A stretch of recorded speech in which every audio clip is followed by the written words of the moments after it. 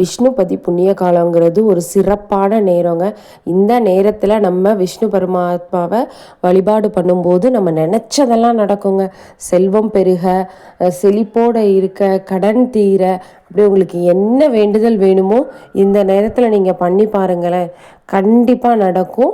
இப்போ இது எப்போ வருது என்னங்கிறத பார்க்கலாம். வருஷத்துக்கு 4 டைம் வரும்.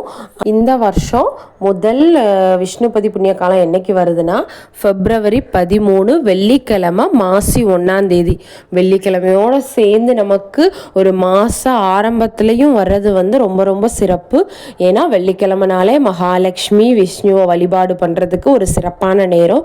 இந்த நேரத்தில் நம்ம எப்படி வழிபாடு பண்ணணும்னா ரொம்ப எளிமைங்க. வீட்டில் இருந்து பண்ணுற முறையும் சொல்கிறேன், கோயிலில் போய் பண்ணால் எப்படி பண்ணணும்னு சொல்கிறேன். எனக்கு கோயில் போக முடியாது, நான் வீட்டிலே இருந்து பண்ணலான்னா விஷ்ணு படம், பெருமாள் படத்தை எடுத்து நல்லா வச்சு க்ளீன் பண்ணிவிட்டு அலங்காரம் பண்ணி வச்சுக்கோங்க. நல்லா மலர்களால் வச்சுட்டு நீங்கள் என்ன பண்ணணும்னா இது ஒரு 9 மணி நேரம் தாங்க நமக்கு அந்த டைம் இருக்கும். விடியற்காலம் 1:30 மணியிலிருந்து காலையில் 10:30 மணி வரை இருக்குங்க. அதனால் பிரம்ம முகூர்த்த வேலையில் வீட்டில் பண்ணுறதா இருந்தால் அந்த பிரம்ம முகூர்த்த வேலையிலே நம்ம இது பண்ணும்போது கூடுதல் பலனாக நமக்கு ரொம்ப சீக்கிரமே நடக்கும் நம்மளுடைய வேண்டுதல். என்ன பண்ணணும்னா பெருமாள் படத்தை எடுத்து வச்சுட்டோமா, அதுக்கு ஏதாவது ஒரு நெய்வேத்தியம் வச்சுக்கோங்க. கல்கண்டு கூட வைங்க. வச்சுட்டு என்ன பண்ணலான்னா நீங்கள் குளிச்சுட்டு நல்லபடியாக உங்கள் வேண்டுதலை வேண்டிட்டு அந்த நேரத்தில் என்ன பண்ணணும்னா 27 முறை அதை நீங்கள் சுற்றி வரணுங்க.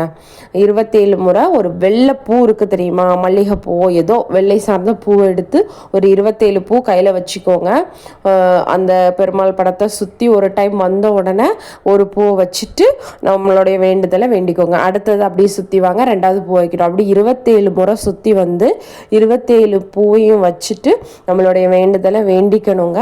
கண்டிப்பாக நடக்கும். இது 100% உண்மை, நடந்தே தீரும். இல்லை உங்கள் வீட்டில் துளசி மாடம் இருக்குன்னா அதில் கூட நீங்கள் பண்ணலாம். இதே மாதிரி 27 முறை சுற்றி ஒவ்வொரு முறை சுற்றும் போதும் ஒவ்வொரு மலரை வச்சு வழிபாடு பண்ணிக்கோங்க. இதுதான் வீட்டில் பண்ணுறதுக்கான எளிமையான முறை. இதுவே நீங்கள் கோயிலுக்கு போனீங்கன்னா இதே மாதிரி கோயில் பிரகாரத்தை 27 முறை சுற்றி வரணும். இல்லை கொடிமரம் மட்டும் சுற்றுற மாதிரி இருந்துச்சுன்னா கொடி மரத்தை மட்டும் சுற்றினா கூட போதும். 27 முறை ஒவ்வொரு முறை சுற்றும் போதும் ஒரு வெள்ளை கலர் பூ அதில் வச்சுட்டு உங்கள் வேண்டுதலை வேண்டிக்கோங்க. அடுத்த முறை அப்படி 27 முறை சுற்றி நீங்கள் வழிபாடு பண்ணிவிட்டு உங்கள் வேண்டுதலை வச்சுட்டு வாங்க. கண்டிப்பாக 100% உங்களுடைய வேண்டுதல் நடக்கும். செல்வம் இப்போ வரணும், நான் ஒரு பிஸ்னஸ் பண்ணணும், குழந்தை பிறக்கணும், கல்யாணம் ஆகணும், எனக்கு நிறைய செல்வம் சேரணும், அப்படி வேண்டுதலை வச்சு இந்த விஷ்ணுபதி புண்ணிய காலம் அந்த 9 மணி நேரத்தை மட்டும் தவற விடவே விட்டுறாதீங்க. ரொம்பவே சிறப்பான நேரம், ரொம்ப எளிமையான வழிபாடு தான். நம்மளோட சேனல் பிடிச்சிருந்தா மறக்காமல் சப்ஸ்கிரைப் பண்ணிக்கோங்க.